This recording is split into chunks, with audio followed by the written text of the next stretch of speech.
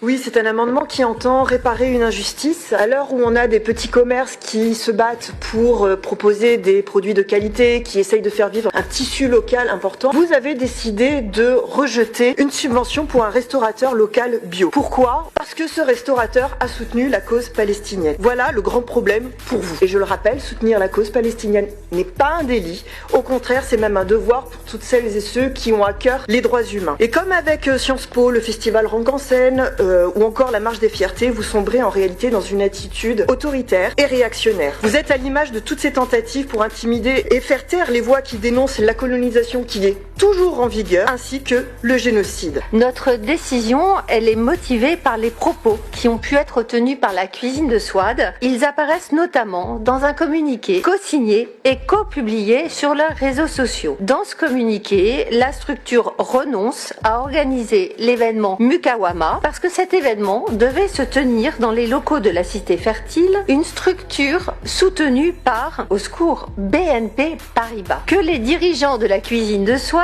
accusent d'être partie prenante du financement du génocide en cours. Il rappelle aussi dans ce communiqué le souhait de relayer et d'amplifier la campagne de boycott, campagne organisée par BDS France. Je passe également sur l'appel du communiqué à la libération de Georges Abdallah. Madame Garnier. Je vais juste rappeler que le boycott n'est pas une action illégale et que je vous invite peut-être à prendre connaissance de la Cour européenne des droits de l'homme qui a déjà statué là-dessus. Donc vous ne pouvez pas refuser une subvention alors qu'il n'y a aucun délit que vous pouvez mettre en avant dans cette situation.